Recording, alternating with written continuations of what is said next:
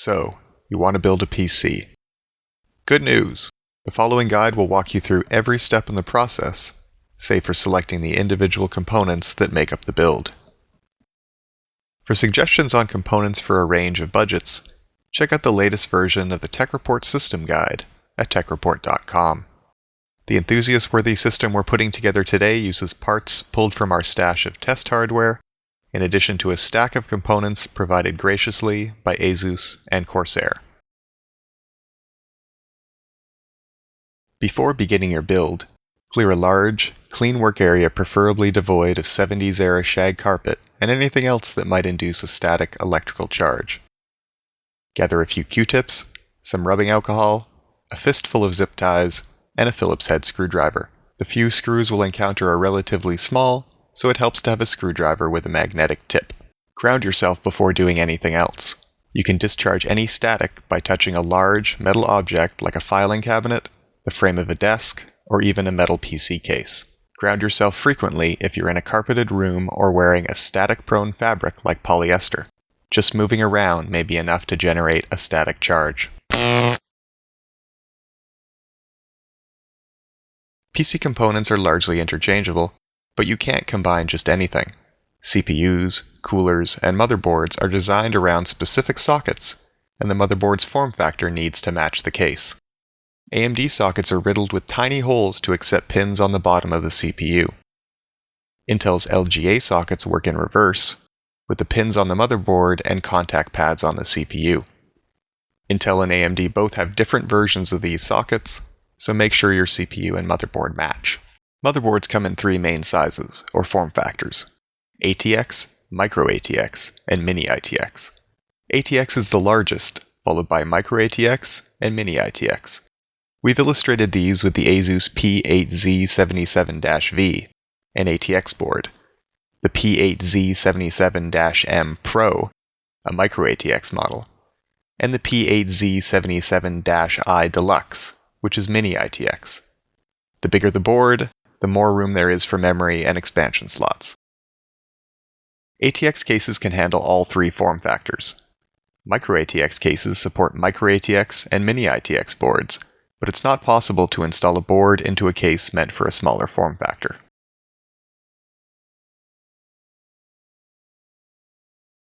Some components are easier to install with the motherboard outside the case. Start by putting the board on a flat, insulated surface. First, we'll install the CPU, a process that's different depending on whether you're using an AMD or Intel socket. Let's start with an AMD A8-3850, which plugs into socket FM1. Ready the FM1 socket by nudging the metal lever away from the side and then swinging it all the way back. Pick up the CPU by carefully pinching it between your thumb and forefinger. The pins are fragile, so don't bend them. One corner of the CPU will have a small, triangular marker. Line it up with the corresponding mark on the socket and lower the CPU slowly into place. When the CPU is seated, there will be no gap between the rim of the package and the surface of the socket. Press down on the CPU gently with your finger, then swing the lever back into its original position, tucked under the plastic tab on the side of the socket. The Intel LGA 1155 socket for our build's Core i7-3770K processor is similar to operate, but there are a couple of extra steps. First, you'll need to remove the protective plastic cover from the face of the socket. This piece shields the underlying pins, so be careful. Next, unhook the metal lever by pushing it away from the socket, then swing back the lever. The LGA 1155 arm swings back much farther than its counterpart on the FM1 socket. Intel CPUs are aligned with LGA sockets using indentations in the processor package. Two semicircular notches appear on opposing edges of the processor, matching a corresponding pair of nubs on the inner walls of the socket. Pick up the CPU by carefully pinching it between your thumb and forefinger. Be sure to pinch the edges without the notches. Match the notches to the socket before slowly lowering the CPU into place. When the CPU is resting in the socket, wiggle the chip gently to make sure it's all the way in. After the CPU is seated properly, flip the metal frame down onto the processor, then swing the lever back to its original position. Make sure the teeth at the end of the frame straddle the anchor screw next to the socket. A little bit of force will be required to hook the lever under the metal tab that locks the socket shut. Now that the CPU is installed, it needs to be prepped for the cooler. Start by cleaning the heat spreader, the metal cap covering the top of the processor. Give the heat spreader a quick scrub using a Q-tip dipped in rubbing alcohol. Brush the metal cap gently to remove any particulate or oily residue that might have been deposited on the surface.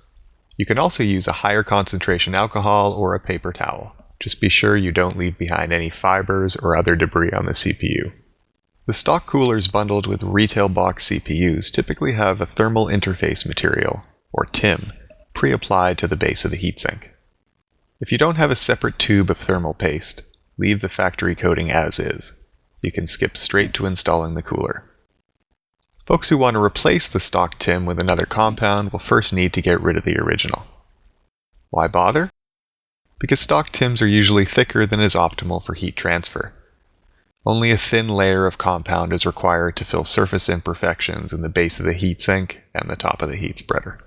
TIMs usually need to be scraped off. Avoid using metal tools, which can leave scratches in the base of the heatsink. We recommend something with a hard, plastic edge, like a credit card. Once the TIM has been scraped off, scrub the surface with rubbing alcohol. If any residue remains, you may need to resort to a more noxious solvent, like nail polish remover. If your cooler is TIM-free, it's still worth taking a moment to clean the base of the heatsink. Another alcohol-soaked Q-tip should do the trick. There are different schools of thought on how to best apply thermal compound. Cooler makers typically recommend squeezing a pea-sized dollop of the goop onto the center of the CPU's heat spreader, then plopping the heatsink down right on top of that lump. Tightening the cooler's retention mechanism will flatten the blob of compound, spreading it evenly between the CPU and heatsink. If you're really anal, you can spread the compound by hand using a credit card, razor blade, or something like the plastic tool we're using. Some compounds can leave a silver stain on skin and clothing, so be careful. Concentrate on spreading the compound evenly over the CPU. Unless you're a seasoned builder, we recommend letting the heatsink do all the spreading. In our experience, the lazy approach doesn't result in substantially higher CPU temperatures. CPU coolers come in all shapes and sizes. We're going to show you a few different variations, starting with a stock AMD design. AMD sockets have integrated heatsink brackets that are screwed onto the motherboard. Note the outward-facing tabs in the middle of each one. Stock AMD coolers have a metal beam that anchors the heatsink to these tabs. One end of the beam will have a lever, which should be open. Place the cooler on the CPU, lining up the ends of the beam with the plastic tabs. Hook the beam up to the tab starting with the side opposite the lever, then flip the lever down to lock the cooler onto the socket. Once the cooler is secure, plug the fan into the corresponding header on the motherboard. Use the 3 or 4 pin header marked CPU near the socket. The motherboard manual will indicate its precise location. Don't worry if the number of pins on the motherboard doesn't match the fan plug. DC fans work just fine in PWM headers, and PWM fans work in DC headers. Just be sure to line up the plastic tab on the header with the ridges on the fan connector. Intel stock coolers are quite different from AMD's. Instead of a mounting bracket, motherboards have 4 holes for the heatsink's anchoring posts. Before the heatsink is mounted, its push pins need to be primed. Rotate the cap on top of each post counterclockwise and tug up to ensure the attached black pin is recessed in the post. Then, rotate the caps clockwise. The cap should turn only 90 degrees. Lower the cooler onto the socket, with the posts lined up with the holes in the motherboard. When the cooler is resting comfortably, push the posts down one at a time.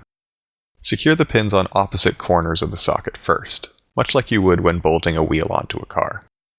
The pins should make an audible click when they lock into place. To make sure the pins are secure, flip the motherboard.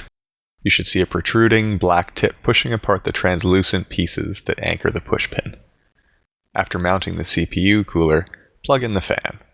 Stock Intel coolers typically use 4-pin PWM headers. If you need to remove the Intel cooler, rotate the posts counterclockwise, pull up on each one to release the pins, and then lift the cooler off the socket. The posts are slotted to accept a flathead screwdriver if you can't reach them with your fingers. If the retention mechanism is loose but the cooler still feels bonded to the CPU, rotate the heatsink back and forth slightly. Some thermal compounds have a tendency to stick, but the twisting motion usually breaks the grip.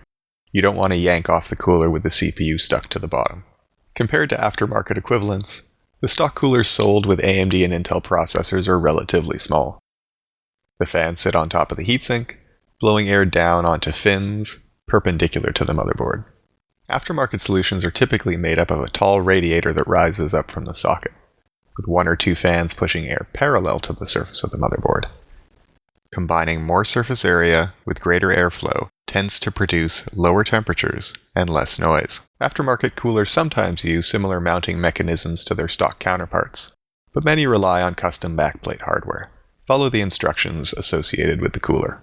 This Corsair Air Series A70 is pretty typical of the breed.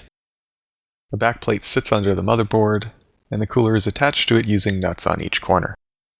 Remember to tighten opposite corners first. The fans are attached separately, which is often the case for aftermarket coolers. Since the fans blow parallel to the board, make sure the airflow is pointing towards a chassis exhaust vent, usually found in the rear or top panels of the case. Fans typically indicate the direction of airflow with arrows located on the edge of the frame. One arrow indicates the path of airflow, while the other shows the rotational direction of the fan. If there are no markers to use as a guide, most fans blow in the direction of the frame holding the rotor and its associated motor. The intake side is typically completely open or covered by a grill to prevent your fingers from getting munched by the blades. Cooler orientation is also important for memory compatibility. The A70 doesn't branch out from the socket enough to overlap our motherboard's DIMM slots, but one of its fans does. We'll remove it to make room for the tall heat spreaders on our Corsair Dominator memory. Most desktop systems use dual-channel memory. For optimal performance, one DIMM per channel is required. Motherboards typically come with 4 slots or 2 per channel. If you're installing only 2 DIMMs, check the motherboard manual for guidance on which slots to use. 2 DIMM configs typically drop into slots labeled A1 and B1. The letters signify the channel, while the numbers reveal the order in which the slots should be populated. Before installing the memory, make sure the plastic retention tabs at the ends of the DIMM slots are open. Some motherboards, like our Asus P8Z77-V, have retention tabs on only one side of the memory slots. DIMMs are keyed to fit only one way, making installation simple. Line up the notch at the bottom edge of the memory module with the separator near the middle of the slot. Then slide the module into place. Apply even downward pressure to both sides of the top edge of the module to seat it fully in the slot. Seating the memory should cause the retention tabs to swing up. If they don't, flip the tabs with your finger so they hook into the notches in the DIMMs.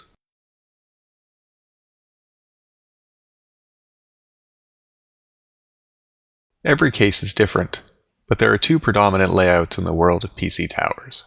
Traditional designs that put the power supply above the motherboard, and upside-down ones that do the opposite.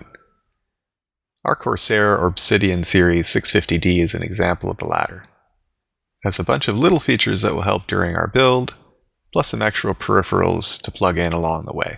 First, remove the side panels and set them aside. This case has a tool-free latching mechanism, but some enclosures require a screwdriver for this step. The left panel exposes the main compartment, while the right panel will provide access to the backside of the motherboard tray, which is where we'll be hiding cabling. Motherboards are mounted onto the tray using a series of raised posts that line up with holes in the circuit board. The 650D has these posts pre-installed. If your case doesn't, screw in the posts tightly by hand. They should be included in a bag with all the other screws. Make sure the posts match the hole pattern of the motherboard. Otherwise, they can short exposed solder points and damage the system. We recommend using the full 9 posts with an ATX motherboard. After securing the posts, install the I/O shield that came with your motherboard. Some cases come with their own I/O shields, but odds are they won't match the port layout of your board.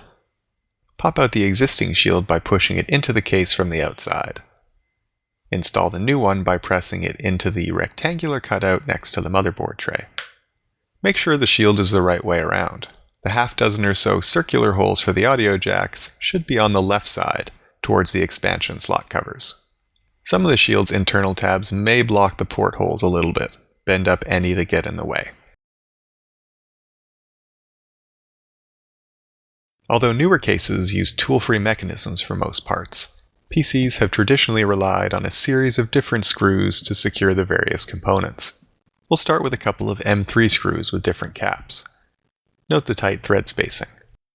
The screws with larger heads are typically reserved for motherboards and optical drives, while those with smaller heads are used with SSDs. Next to the M3 screws are a pair of 632 screws meant for hard drives, PSUs, expansion cards, and side panels. The thread spacing is much larger here. Use the small-headed screws for hard drives and the larger heads for everything else. A lot of cases secure side panels and expansion cards with 632 screws that have huge, thumb-friendly heads. Next to that, we have the screw used to attach case fans. Last, but not least, is a motherboard post. Before putting the motherboard inside the case, it's worth populating the drive bays. We'll start with a 3.5-inch hard drive, which will typically be affixed to rails or a drive sled that slides easily into the case. In the 650D, remove one of the sleds, flex the walls away from each other, and then place the drive between them. The metal nubs in the walls will line up with the screw holes in the sides of the drive. If your case doesn't have tool-free sleds, use the screw holes to affix the drive to the cage. If rubber grommets are included with the case, use them like spacers between the drive and the cage. Rubber grommets help dampen vibration noise, and the 650D sleds have them pre-installed. In chassis with removable right panels, try to point the drive's connectors to the right side. That's where we're going to hide the cabling. If you can't get at the right side of the cage, orient the drive so their connectors are accessible. SSDs use a smaller 2.5-inch form factor meant for notebook drives. Most newer cases have mounting holes for this size, usually on the same sled used for hard drives. The 650D lets us screw the SSD onto the bottom of the drive sled. Don't worry about grommets here. SSDs have no moving parts, so they don't generate vibration or noise. If your case doesn't have dedicated 2.5-inch mounting hardware, most SSDs come with 3.5-inch bay adapters. Attach the adapter to the SSD, and then put the whole thing into the 3.5-inch emplacement. Orient the SSD connectors to match the hard drive. The 650D's drive cage sits next to a massive fan, so we've put the SSD and hard drive near the middle of the path of airflow. If you don't have a fan near the cage, put the drives lower, which is usually where temperatures are cooler. Leave at least one bay's worth of space between them. Optical drives haven't gone the way of floppies just yet. Blu-ray and DVD drives slip into external 5.25-inch bays, which typically have covers that need to be removed. Our 650D case requires that the front bezel be removed before popping off the bay cover. Bezels are usually held by plastic tabs on their inside vertical edges. Depress these tabs and pop off the bezel. With the bezel removed, we can pop out the cover associated with the bay we want to use. Choose the bay that's easiest to reach depending on whether your case will be sitting on top of your desk or beneath it. Line up the bezel's plastic tabs before snapping it back into place. Slide in the optical drive until it's flush with the bezel, then flip the tool-free latching mechanism to lock things in place. If you don't have a tool-free bay, secure the drive with screws. Optical drives have 4 screw holes per side.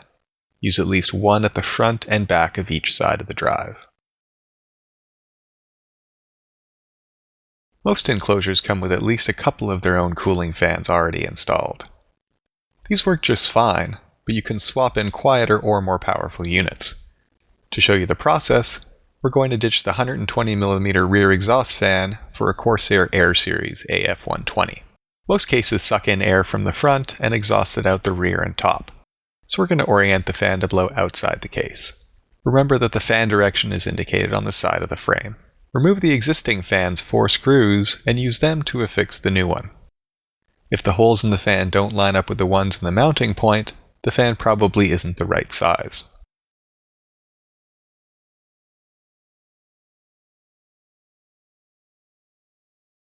With the case primed, it's time to install the motherboard. Lay the case on its side so the board can be lowered onto the tray. Depending on how much room there is to work inside your case, the motherboard may need to be inserted at an angle, with the port side first.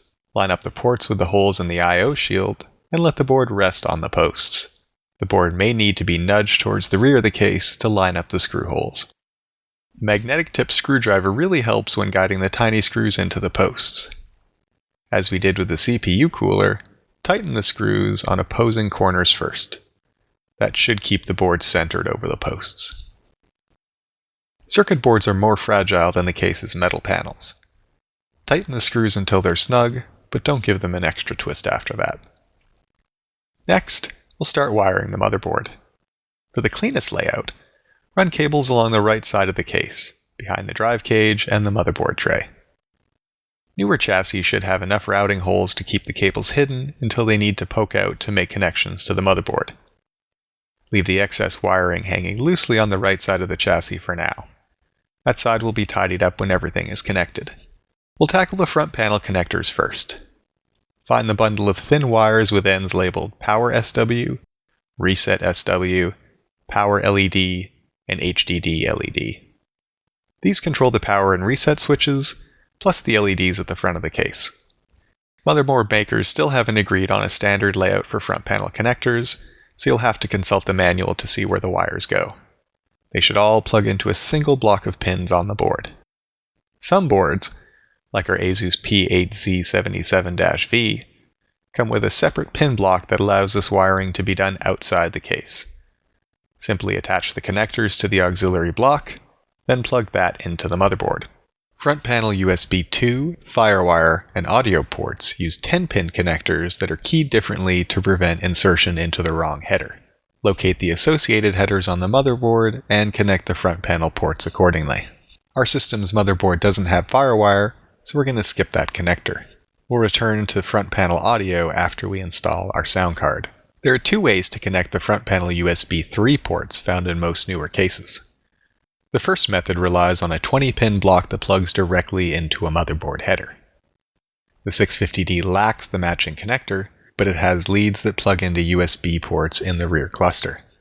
We'll thread these cables out the back of the case and into the rear ports. Blue internals differentiate USB 3 ports from slower USB 2 ports. Next, connect the system fans.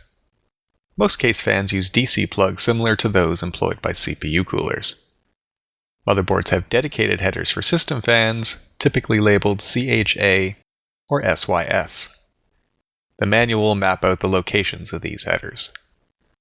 Some fans use much larger 4-pin Molex connectors. These fans need to be plugged into the power supply, which we'll install in a moment. Installing a graphics card is easy.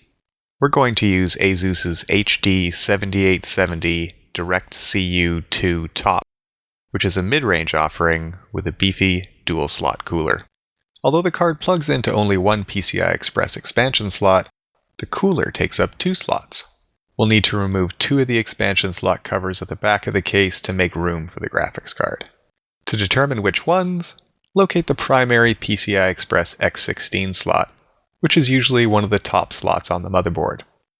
Our board's top slot is a PCI Express X1, which is much shorter than the X16 slot below it. Below those two is another X1 slot, followed by an old-school PCI slot.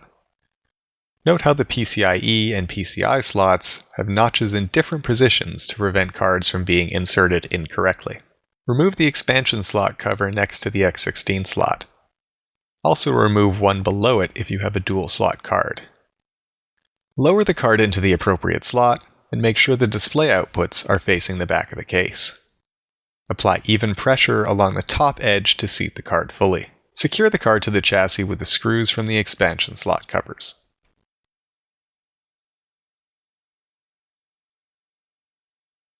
If you need to remove the graphics card, be sure to release the retention tab located at the end of the slot. Motherboards use different mechanisms, and you might need to use a poking tool to reach the tab in a fully loaded system. You can run 2 graphics cards to improve performance. The second card is installed in the secondary PCI Express X16 slot, ideally with some breathing room between it and the first card. Don't block airflow to the cooler's fans if you can avoid it. Dual card setups need to be linked using the golden finger connectors along the top edge of the cards. Your motherboard should come with a short ribbon cable or circuit board meant for this purpose.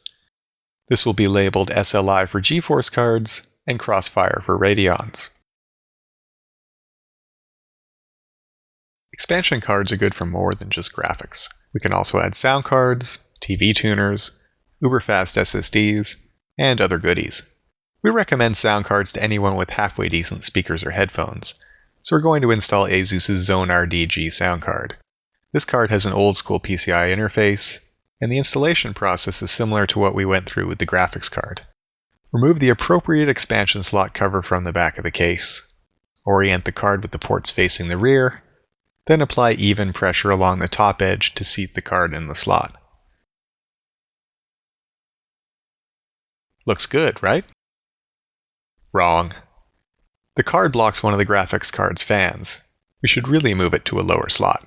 Instead of doing that, we're going to swap in the Zonar DG-X, a PCI Express X1 version of the DG. Our motherboard's only accessible X1 slot is between the graphics card and the processor, an area we don't want to crowd any further. We'll use the lowest PCI Express X16 slot on the board, which leaves plenty of room for future upgrades. PCI Express X1 cards can fit into any PCIe slot with a higher number. The X1 interface isn't long enough to activate the retention tab at the end of the slot, but screwing the backplate into the chassis will hold the card steady. Most sound cards have 10-pin headers for front panel headphone and microphone jacks. Like the front panel USB and FireWire connectors, the audio connector is keyed to fit only one way. If you're using the motherboard's integrated audio instead of a discrete sound card, you can find a similar block of pins on the board. Usually this will be labeled FP audio. Our system is nearly complete, but we still need to add the power supply.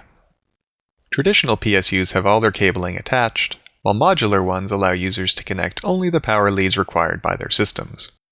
Here, we have Corsair's GS600, a traditional design, and the modular AX850. All those tentacles branching off the GS600 can complicate installation and wiring. You'll be left with a bundle of extra leads that needs to be tucked away somewhere inside the case. With a modern PSU, these extra leads can be left in the box where they won't get in the way. We prefer modular PSUs, so we're going to use the AX850. Most PSUs have bottom-mounted fans that suck air into the unit and expel it through vents at the rear. This arrangement works well for traditional cases that mount the PSU above the motherboard, because the power supply ends up exhausting hot air from around the CPU. In an upside-down chassis like ours, this orientation sucks air through vents in the case's floor. That's okay in the 650D, which has a removable filter to prevent dust from getting hoovered into the PSU. If you have an upside-down case with an unfiltered intake, and will be setting the system on the floor, you probably want to flip the unit so the fan faces up. The orientation of the PSU can only be changed if the enclosure has the appropriate mounting holes for the flipped config. A lot of them do, including the 650D. PSUs attach via 4 mounting holes in the rear panel.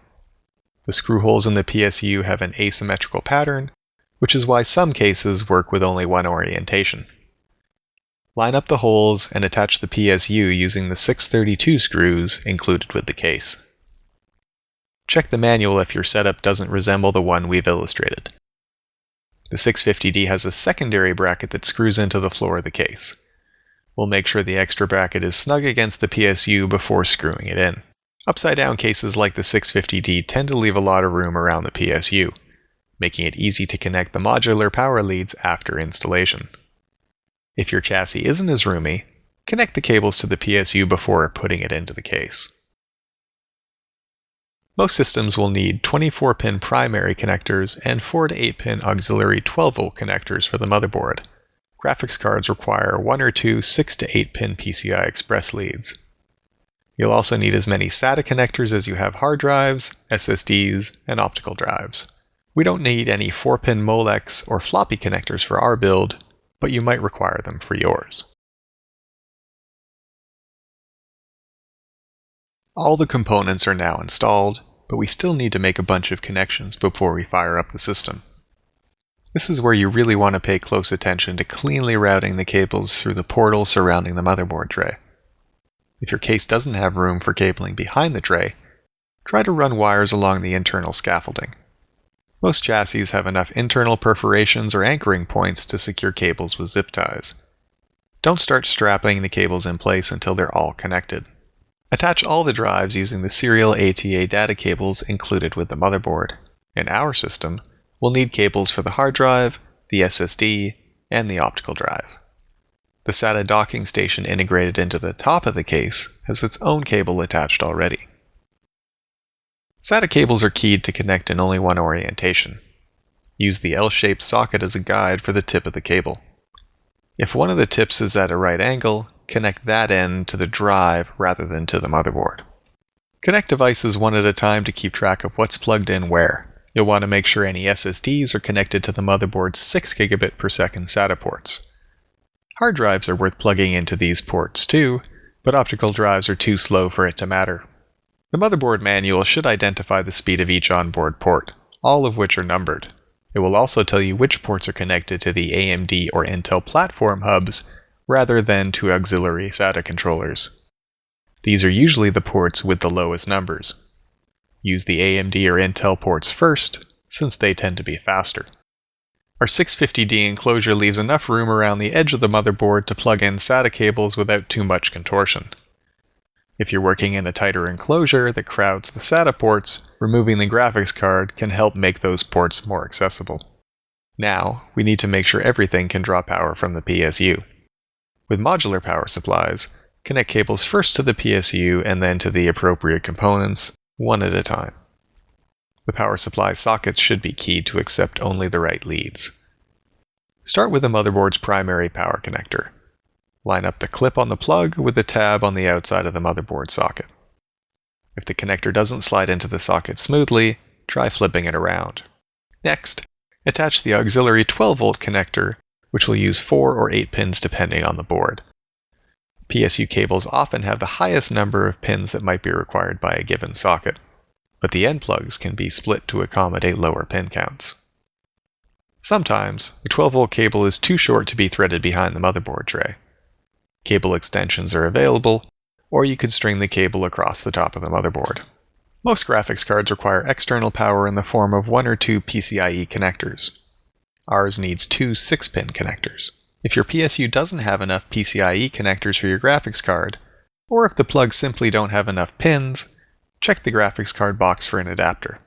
Finally, attach the SATA power cables to the SSD, the hard drive, and the optical drive. We're going to connect the 650D's docking station to the power supply too. With everything connected, it's time to tie up loose ends, literally. Use zip ties to neatly arrange the cabling. It's best to bundle adjacent cables rather than dealing with them all individually. Keep a low profile behind the motherboard tray, otherwise the right side panel might bulge out when it's replaced. Also, avoid blocking the cutout that provides access to the underside of the CPU socket. The right side of the chassis can look a little messy as long as the main compartment is clean. Only the left side will be visible through the 650D's windowed panel. If you have a traditional PSU that lacks modular cables, bundle up all the unused leads and stuff them somewhere that won't block airflow. Before we move on to the final touches, we're going to perform a quick upgrade. We wouldn't have recommended water cooling to inexperienced builders a few years ago, but newer closed-loop coolers are sealed at the factory, reducing the chance of leaks. They're also very easy to install. Closed-loop coolers like this Corsair Hydro Series H80 tend to follow a consistent theme. A block sits on the CPU and is linked to the radiator via a couple of flexible coolant tubes. The radiator usually attaches to a case's 120mm fan mount, which our 650D conveniently has right next to the CPU socket. Most water coolers are bolted to the CPU using custom mounting brackets and backplates.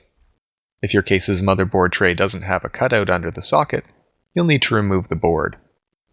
Since each cooler's mounting mechanism is slightly different, consult the manual before installation. Remove both the existing heatsink and the rear fan before installing the water cooler. If this upgrade is being performed on a system you've been using, make sure to unplug the power cord. The H80 is supposed to be attached first to the case's rear panel and then to the socket. Corsair recommends orienting the dual fans to suck air into the case and over the radiator, and will oblige. Since the 650D has a massive exhaust fan up top, we don't necessarily need more air blowing out of the case. Although the H80 comes with a couple of its own fans, we've snapped in some Air Series SP120 spinners from Corsair. They look better on video. Once the radiator and fans are connected, install the CPU block. Be sure to clean up any old thermal compound off the CPU before applying a new coat for the water cooler. When the block is secure, connect the cooler's fan plugs. The H80's fans attach directly to the block, which has its own leads that plug into the motherboard's CPU fan header, and a 4-pin Molex connector for the PSU. With all the internal components installed, it's time to attach the side panels and connect the external peripherals. Move the case to its desired location before hooking up the keyboard, mouse, monitor, and audio. Your keyboard and mouse likely have USB connectors. Use the ports in the rear cluster, and avoid the ones with blue internal tabs if you can. Keyboards and mice don't need USB 3. Next, we'll attach a networking cable to the motherboard's Gigabit Ethernet port, which looks like an oversized phone jack. You remember those, right?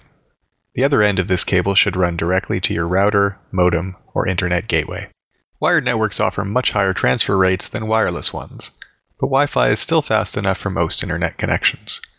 The P8Z77-V has built-in Wi-Fi, so we'll attach the included antenna. Connect the monitor to the graphics card rather than to the motherboard, which has its own collection of video outs. If your monitor has only an analog VGA input recognizable from computers dating back to the 80s, you might be able to find an adapter in the graphics card box. Our Asus ProArt PA246Q monitor has 3 digital inputs: DisplayPort, HDMI, and DVI. HDMI and DisplayPort are capable of carrying audio signals alongside video, which can sometimes cause Windows to mistakenly set the monitor as the primary audio output. Since most folks will probably use separate speakers or headphones, we recommend DVI. If you're running a sound card, be sure to use its audio ports instead of the ones in the motherboard's rear cluster. We're going to plug an Asus Vulkan ANC headset into the front panel ports, which we've already connected to the Zonar sound card. Speakers should be plugged into the sound card's rear ports. The last connection to make is power from the wall socket. The necessary cable should be included with the PSU. Remember to flip the master power switch at the back of the PSU before attempting to turn on the system. Otherwise known as the BIOS, or UEFI, the motherboard firmware controls numerous system variables. Getting into the interface typically requires hitting a specific key, often delete or F2, during the first few seconds after powering on the system. The splash screen that pops up on boot will indicate which key needs to be pressed. The new generation of firmware implementations have rich graphical interfaces, complete with mouse support. Each motherboard maker has a different interface style, and we can't walk you through them all. The settings we'll be tweaking are fairly consistent from one board to the next, though. First, we're going to update the motherboard's firmware. Most firmware has an integrated flashing utility. You can download the latest release for your specific model from the manufacturer's website. Put the firmware file on a USB thumb drive, connect it to the system, and boot into the firmware interface. From there, you should be able to launch the flashing utility and select the firmware file on the thumb drive. Make sure the system doesn't lose power during the flashing process, otherwise your motherboard might get hosed.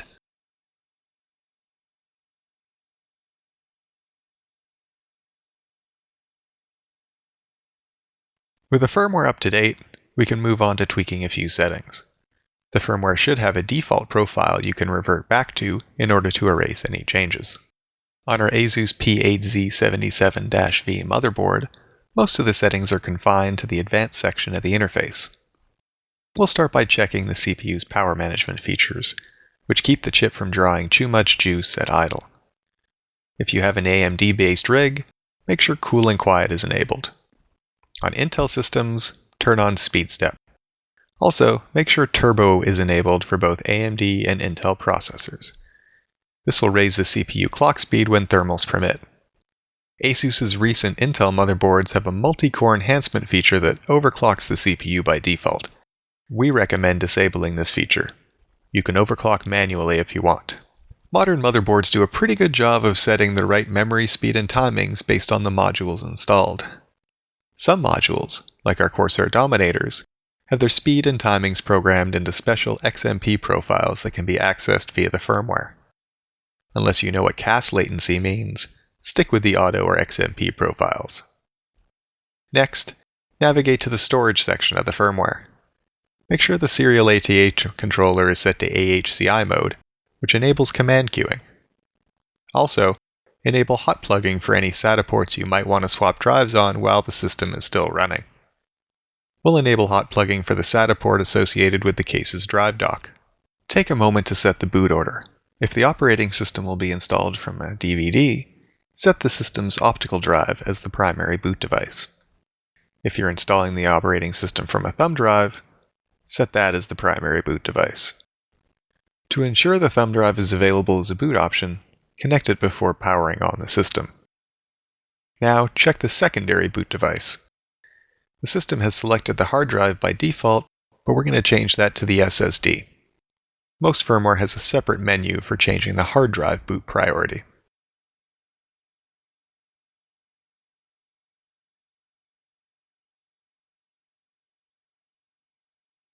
Fan controls are one area where there's a lot of variety in motherboard firmware. Most boards should offer some kind of smart setting for the CPU. Our P8Z77-V has a couple of preset profiles in addition to the ability to tweak temperature ranges and fan speeds manually. Some motherboard firmware features a fan type setting designed to differentiate between DC and PWM fans. If the fans connected to the motherboard have 4-pin plugs, use the PWM setting. DC fans have 3 pins. Since we installed a sound card in our system, we'll turn off the motherboard's integrated audio by disabling HD audio in the peripherals section. There's no need for 2 audio devices to be active at the same time. Most motherboard firmware supports multiple configuration profiles. Before moving on, save the firmware settings to an available profile slot. This will allow you to revert back to our baseline settings quickly if you make additional changes or if you want to dabble in overclocking.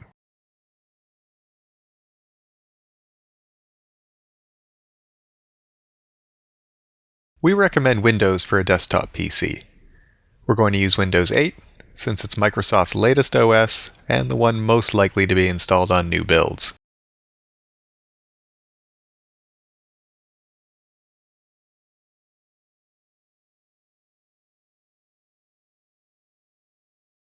Early in the installation process, you'll be asked where to install Windows. Make sure to install the OS to the SSD if you have one. Windows should reside on the fastest drive in the system. The selection menu doesn't list the drives by name, but it's easy to spot our Neutron SSD's smaller capacity.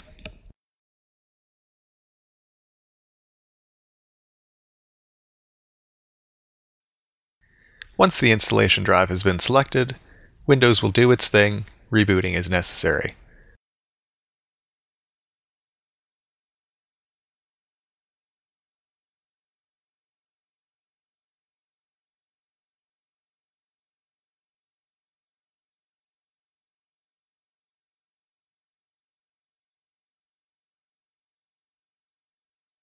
After prompting the user to select a computer name and color scheme, Windows 8 offers express and custom install options.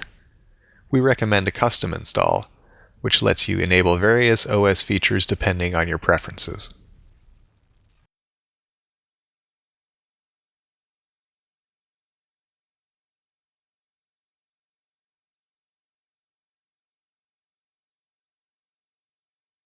When you reach the Windows Modern UI start screen, it's time to start updating drivers.